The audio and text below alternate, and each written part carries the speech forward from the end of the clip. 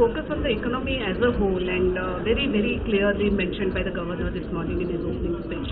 I think long term is where you can predict better, and now India being very integrated with the world economy and world affairs, we cannot say that we know all.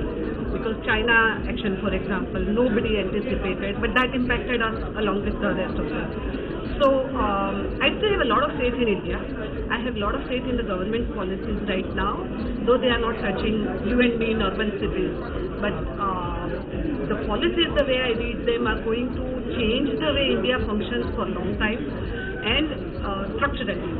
So if that starts giving effect after a year or even two, I think India will still be okay. Globally, again, it will depend on how each country deals with their own situation, but for a long time it has been very clear that countries have started looking inward. So the only thing I can say for India, while being progressive and being interconnected with the world and all, is also to see inward in terms of where we leverage our strengths and not wash away the opportunities. Now, if I could ask you, as you're rightly saying, macro indicators are looking positive. There are a lot of reform initiatives that the government has. So is this a panic reaction in particularly what is happening to China, the outflow we are seeing from the markets?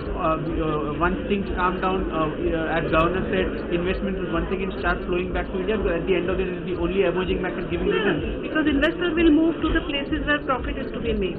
So if our fundamental theme is moving, then investment money will keep coming. Reaction, yes, it is huge reaction, and markets are there for that. So markets are not for long term, as we've seen over practically ever since we liberalized, because there are this professional class of investors. Let's understand, till 92 we had really long term investors only in the market, including our institutions. After that, we have seen the advent of long term investors from abroad. Post that, we have seen also the professional investors from abroad, which is really a job of a person to come to his desk and do trading. So he is going to trade, he is going to buy, sell more frequently than we were used to in early times. So in last 20 years, for example, the market has changed to large volumes happening on the back of shorter term events or shorter term actions. That should not lead for us to think that something is fundamentally wrong with India.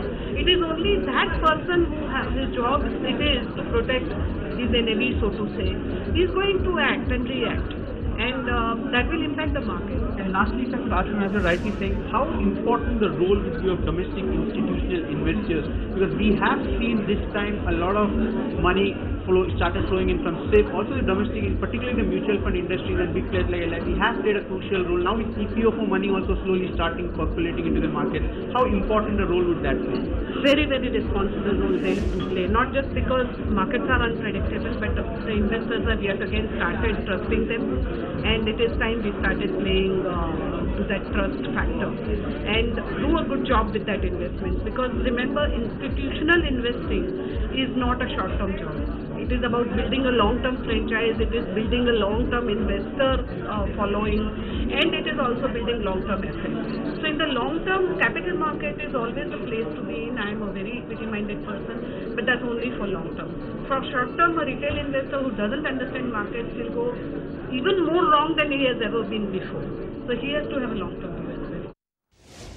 Find us on Facebook at facebook.com/ETNow, and don't forget to click the like button. You can also follow us on Twitter at ETNowLive. To stay updated with all our programming, hit the subscribe button on our YouTube channel by logging on to youtube.com/user/ETNow.